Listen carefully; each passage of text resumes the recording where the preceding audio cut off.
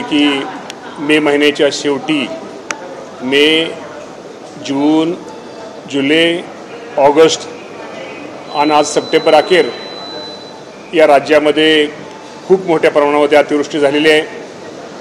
पहिली अतिवृष्टी ही विदर्भामध्ये त्याचा फटका जास्त बसला, त्यानंतर विदर्भ आणि मराठवाडा आणि आज संपूर्ण राज्यामध्ये त्या अतिवृष्टीचा फटका हा माझ्या शेतकऱ्यांना बसलेला आहे। त्यांच्या पिकांना खूप मोठं नुकसान हे राज्यामध्ये झालेलं आहे। जर राज्याचा संपूर्ण जर विचार केला तर साधारणतः जवळजवळ 70 लाख एकर पिकाचं नुकसान हे राज्यामध्ये झालेलं आहे। खूप मोठ्या प्रमाणामध्ये त्यांची नदीकाठची, ओढ्याकाठची जी जमीन आहे ती जमिनीची मातीसकट सगळी जमीन माती वाहून गेलेली आहे। अनेक पशुधन हे त्यामध्ये त्यांचं नुकसान झालेलं आहे। अनेक घरामध्ये पाणी गेलेलं आहे, घराची खूप मोठ्या प्रमाणामध्ये पडझड झालेली आहे। शाळा असतील किंवा इतर गोष्टी असतील, खूप मोठं नुकसान आहे आणि या नुकसानीचे पंचनामे करण्याचा आदेश या राज्याचे मुख्यमंत्री देवेंद्र फडणवीस साहेब असतील, एकनाथजी शिंदे साहेब असतील, अजितदादा पवार साहेब असतील, हे तिन्ही नेते ह्या संपूर्ण राज्याच्या परिस्थितीवरती लक्ष ठेवून आहेत। सगळीकडे पंचनाम्याचं काम हे युद्ध पातळीवरती सुरू आहे। माझ्या शेतकरी बांधवांना या निमित्तानं मी एवढं सांगू इच्छितो की शेवटी हे निसर्गाचं संकट आहे। शेवटी आपल्या सगळ्यांना याला सामोरं जावंच लागेल, शेवटी धीर धरावंच लागेल। शेवटी या संकटाच्या काळी, अडचणीच्या काळी हे शासन तुमच्या सगळ्यांच्या पाठीमागे आहे। ज्यांचे नुकसान भरपाई झालेली, पंचनामे पूर्ण झालेत त्यांना नुकसान भरपाई दिलेली आहे। अजूनही ज्यांची नुकसान भरपाई देण्याचं राहिलेलं आहे ते सर्व नुकसान भरपाई ज्या अतिवृष्टीमुळे ज्या शेतकऱ्यांचं नुकसान होणार आहे ती संपूर्ण नुकसान भरपाई दिवाळीच्या अगोदर माझ्या सगळ्या शेतकरी बांधवांना दिली जाईल। परंतु शेवटी हे संकट खूप मोठं आहे, त्यामुळे या संकटाला आपल्या सगळ्यांना सामोरं घेऊन मुकाबला करणं गरजेचं आहे।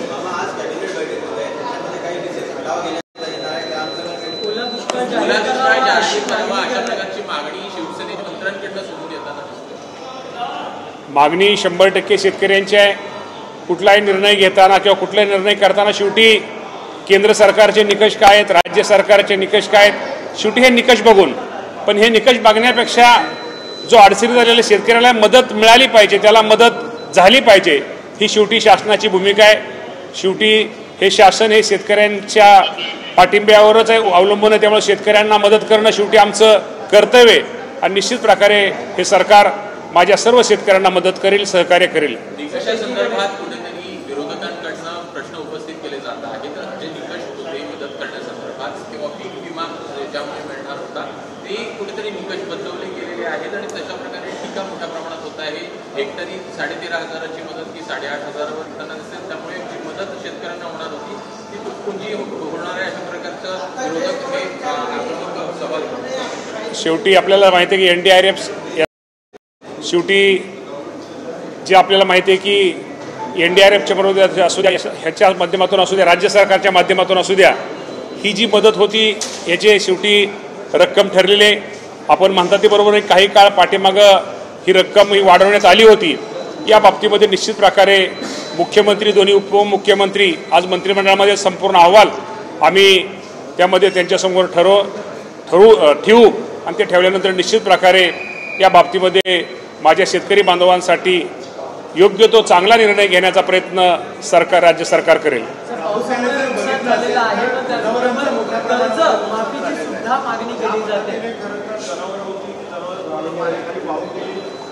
ज्या ज्या जनावरं वाहून गेलेले त्या सर्व जनावरांचे जे वाहून गेले त्याची सगळी माहिती ही संकलित केली जात आहे।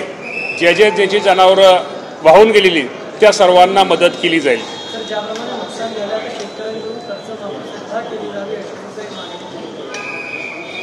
मागणी बरोबर आहे तुमची। आता या बाबतीमध्ये राज्याचे मुख्यमंत्री आणि दोन्ही मुख्यमंत्री योग्य वेळी योग्य निर्णय घेतील।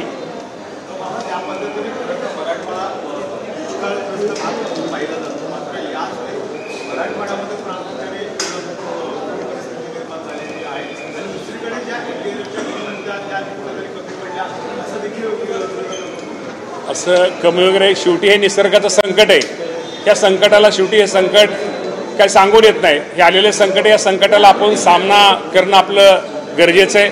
निश्चित प्रकारे मी एवढंच आपल्याला पुन्हा एकदा सांगतो की राज्य सरकार हे संपूर्ण या अडचणीच्या काळामध्ये शेतकऱ्याच्या पाठीमागे उभं राहील.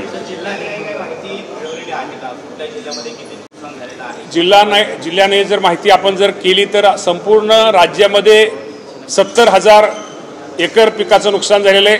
आणि त्याचा जर विचार केला तर संपूर्ण सगळ्यात जास्त नांदेड जिल्हा, 2 नंबर सोलापूर, यवतमाळ, धाराशिव, बीड, अहिल्यानगर, वाशिम, बुलढाणा, जालना, हिंगोली, अकोला, साधारण एकूण 30 जिल्ह्यामध्ये याचं खूप मोठ्या प्रमाणात नुकसान झालेलं आहे. आणि एकूण 70 लाख एकरा पिकापैकी साधारणतः ह्या महिन्यामध्ये, सप्टेंबर महिन्यामध्ये साधारणतः 31 लाख एकर शेती पिकाचं नुकसान झाले. त्यामध्ये बीड आणि धाराशिवचं आणि सोलापूर या 3 जिल्ह्यामध्ये शेतकऱ्याच्या पिकाचं जास्त नुकसान झालेलं आहे. धन्यवाद.